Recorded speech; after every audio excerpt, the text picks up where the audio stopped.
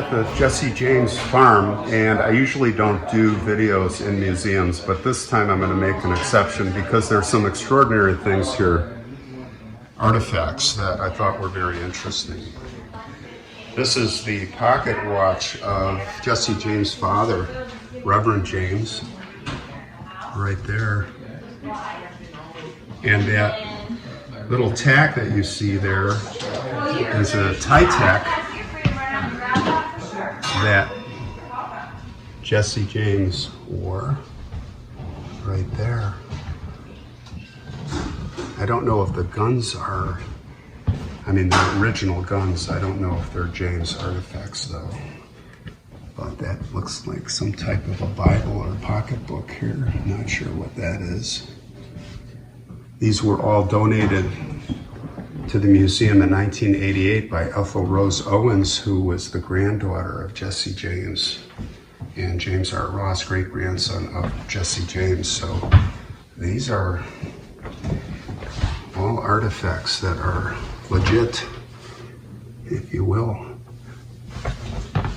The shotguns, we have one shotgun and one Winchester rifle, it looks like.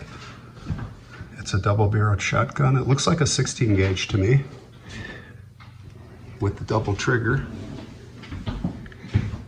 So you could pull both of those triggers at the same time and let go with both barrels. And the Winchester, which is a 30-30 round, and we have a pistol here. Not sure what caliber that is.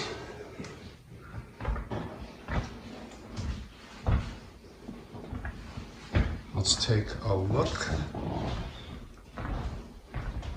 Here are some portraits. Dr. Reuben Samuel, and this is on loan. Of course, that's Zerelda. A lot of good pictures here.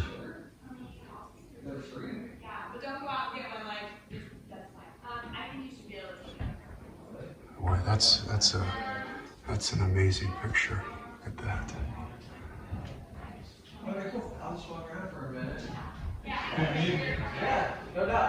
I don't know if that picture was taken. I think her arm, you can see on the right side. If it was her right side, I don't know. She lost her arm. I'm guessing that was obviously after. Here's Zerelda's sewing machine.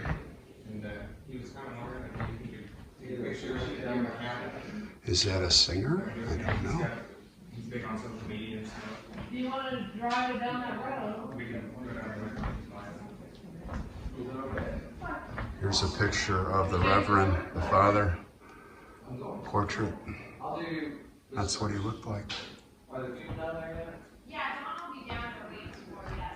And this is a Bible, his Bible. Look at the size of that. Wow. I would go now. Very interesting. It's showing births, I'm sure, of all the people here locally.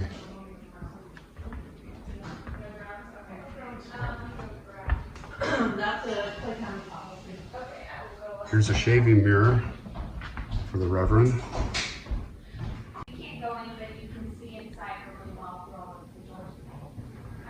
Here's a picture, or pictures, of Jesse. This one I can't say that I've seen before. There's a lot of pictures online, but I don't think I've seen that one before. Very interesting. These were the old tintypes or daguerreotypes, depending on what year it was taken. These are the children of Jesse James. And I believe that, of course, was his wife at the time when he was killed.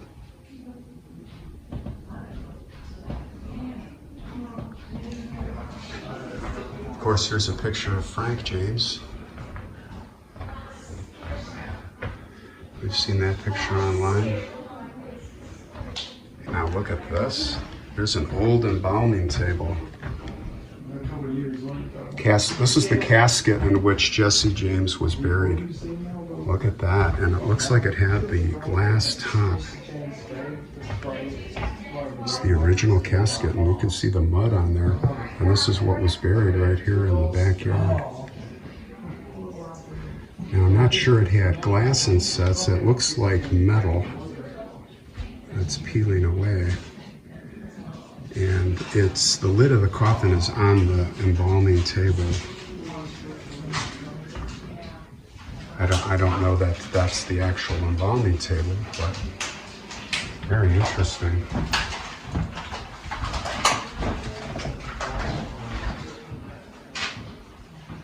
Of course, the younger brothers, that's the James gang joined up with until they hit Northfield, Minnesota, and things went south.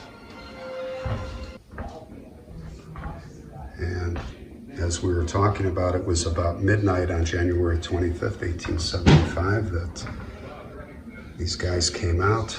And actually they were detectives, Union supported, and without warning, the men threw an exploding device in there. And they also attempted to set the house on fire.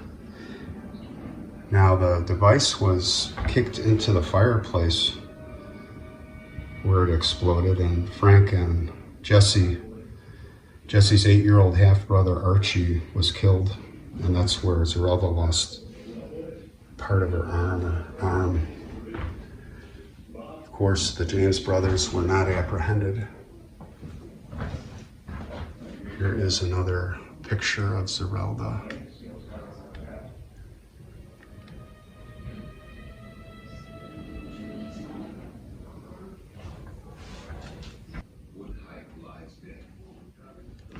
All right, let's go out. And let's see if we can go to the farm.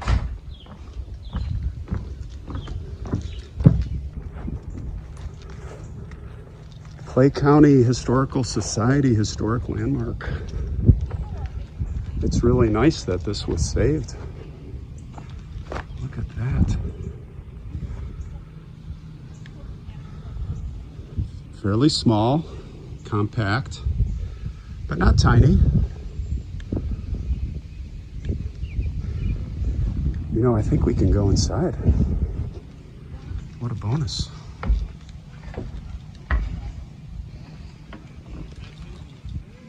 Nope, I guess not.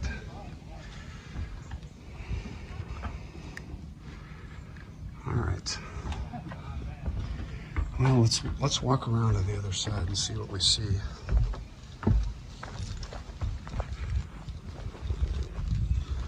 That would be asking a lot to get in there. There's an outhouse there with the moon, a little sliver moon. I wonder if that's original. Maybe not, but probably the original spot. It's a grinding wheel here. Here's the pump. Now that could be the original, I'm sure.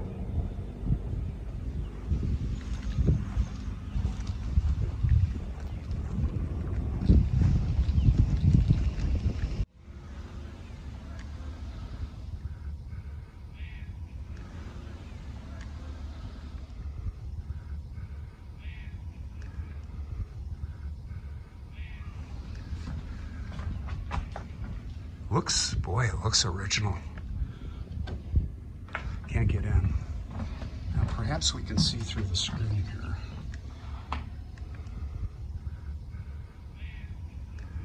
No, it's kind of tough.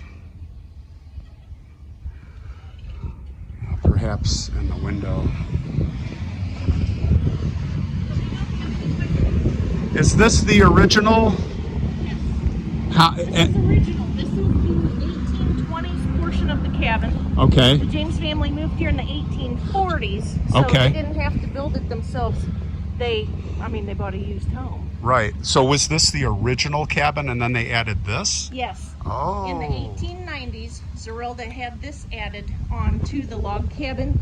It was a kit that you could order through a catalog. Okay. And Oh, so, really? Yeah. Huh. And so Wow. she had that added on. Okay. It basically doubled the size of her cabin. Uh-huh. We have- So the cabin, again, this is the cabin that was original, Yes. and then they added this on with a kit?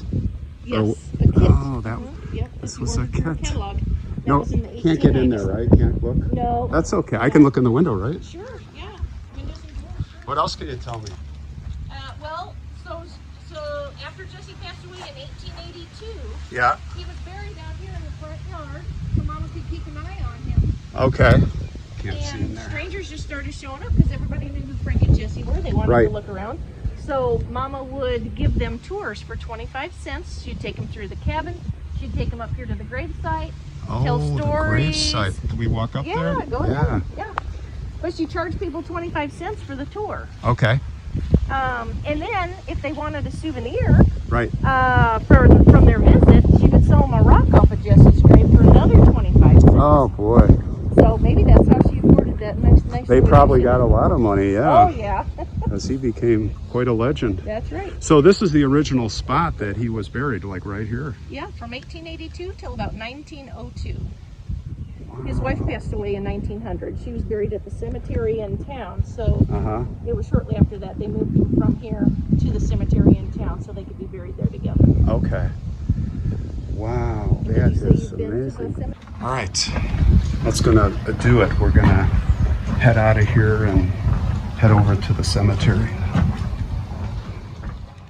I think he's buried here with his mom, so let's go take a look. We are at Mount Olivet Cemetery, and it is right off the highway. A very small cemetery, right off the busy road. And it's beautiful. Well, let's talk about Jesse James. Everybody knows Jesse James. He was born here in Clay County, Missouri, right around this area. What's interesting is that the majority of Missouri was pro-slavery. And of course the wars with Kansas, but I find it interesting that Kansas was a free state, more of a free state, and Kansas is more to the west, and Missouri here is connected to Illinois, Abe Lincoln territory. And this particular part of Missouri, Clay County, well, Kearney, was almost all pro-slavery and Confederate.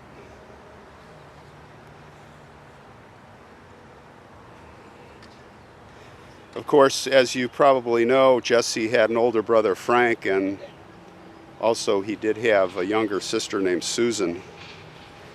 The family had 6 slaves, and his father had, I think he was a minister. He ran off to, well, I don't want to say ran off, but he went to the California Gold Rush under the pretense of ministering all the miners and things. So he disappeared. I think Jesse was 3 years old when he cut out of here, and he died out there, so they were on their own. Now the context for all this, as I was explaining Missouri and Kansas,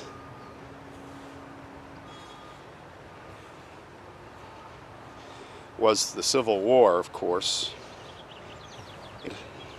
As the Civil War started in 1861, of course we had conventional armies, but there were guerrilla armies, and probably the most famous of which, and we've talked about before, Quantrill's raiders, assaulting Lawrence, pillaging, killing men and boys, I think over 200.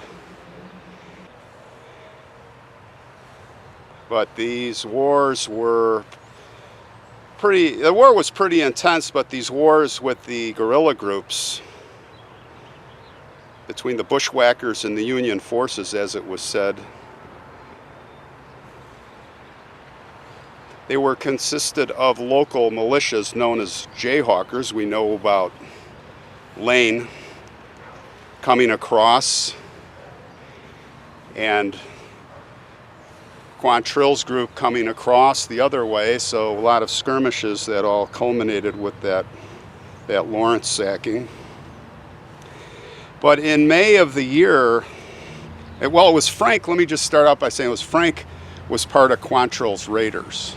He rode with Quantrill, and allegedly Frank was part of that raid.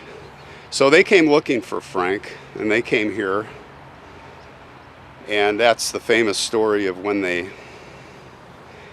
think it was in May of 1863, after they had identified Frank as being a guerrilla, they came here and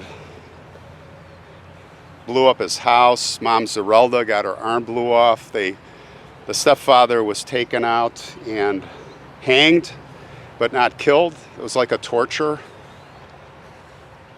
type of technique.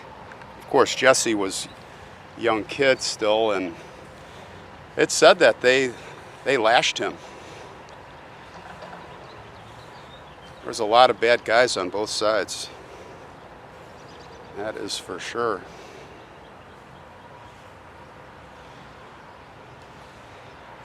Well, I'm not going to get into the Quantrill raid we will talk about more, but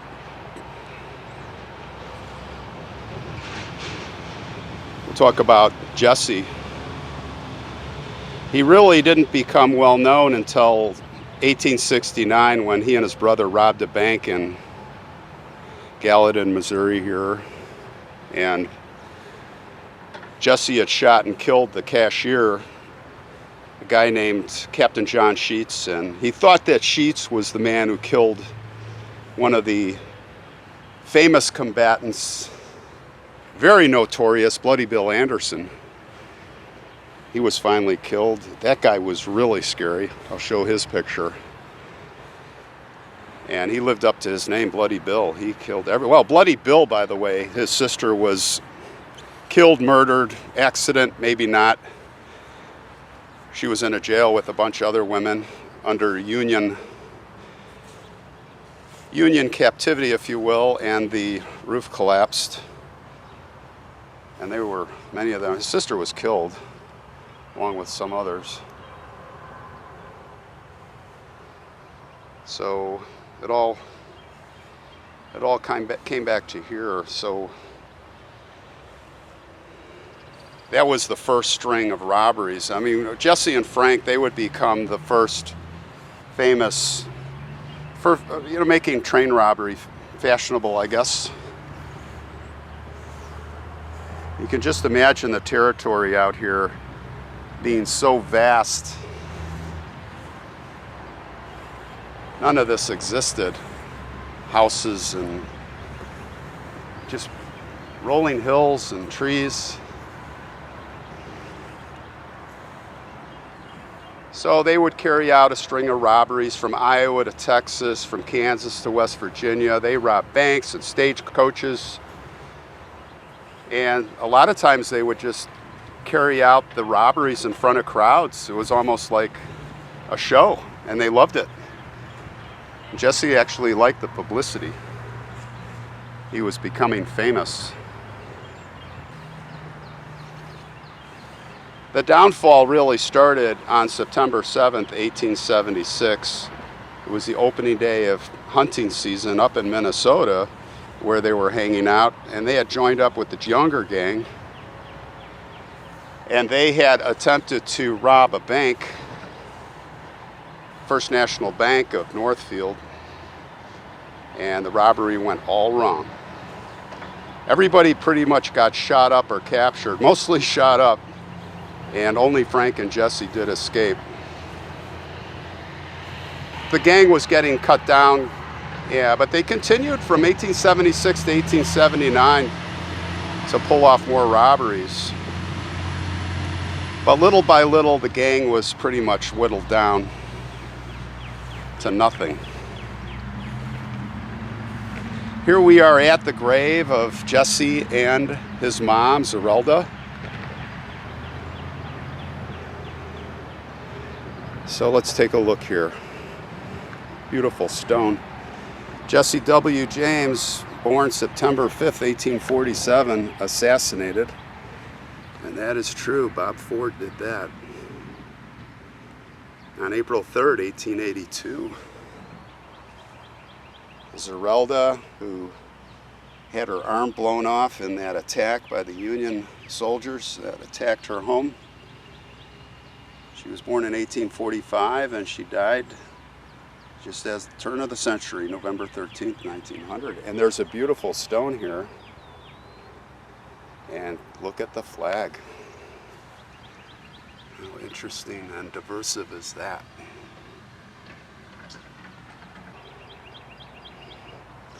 Jesse W. James, Taylor's Squad, Todd's Company, Quantrill's Regiment, CSA, with the dates.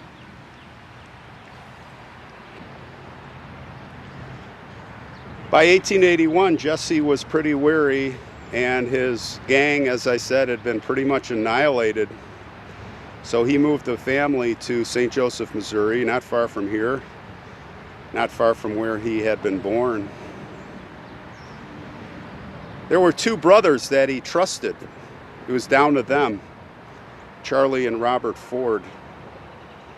And it was really Charlie that was more the trustworthy side, in that Jesse had participated with him on raids, but not Bob. Bob was the eager new recruit. And as everybody knows, most everybody, they waited for their moment. Bob did. And when Jesse stood on a chair right in the family home, his wife there in the kitchen, I believe, and he went to dust the picture, and some say he kind of even knew his fate. Ford stepped up behind him, took his pistol right to the back of the head, killed him instantly. And he thought he was going to be a big hero. He was dancing around, I'm sure, bragging, but everybody labeled him as a coward, a pathetic coward, which I would agree. He even immediately wired the governor to claim the reward on Jesse James. Well, on June 8th, 1892, a man named Edward O'Kelly entered Ford's tent. Ford had a saloon, and it had burned to the ground, and for just no reason, well, we know the reason, but he never said a word. He just walked in with a double-barrel shotgun, and Ford was looking the other way, and he said, "Hello, Bob." And as Ford turned to see who it was, O'Kelly fired both barrels, basically cutting him in half almost, killing him instantly. Interestingly, he was sentenced, but his sentence was commuted because of a 7,000 signature petition in favor of his release. And he had some medical conditions, but I'm sure everybody was, you know, it was the ethic, the sentiment of the time to, I mean, Jesse James was a hero. Frank and Jesse James, they really were. Maybe not rightfully so, but they were, and legends. The legend has only grown. And on that note, there would be people that would come out and say, "I'm Jesse James, I survived." I mean, it's so unbelievable. We saw this with the Romanov family in Russia that was murdered, one of the daughters, Anastasia, and we had that woman come forward all these years. And Billy the Kid, there's a guy that said he was Billy the Kid. There's no way. And DNA will prove it, as it did here, actually. They did exhume Jesse here. There was a lot of debate on this, but in 1995, they exhumed Jesse right here and did the testing, and it was reported that the DNA was indeed of the James descendants, which proved all these rumors of his survival false. So now, Jesse, you can rest in peace, we hope, and not be bothered with any of this.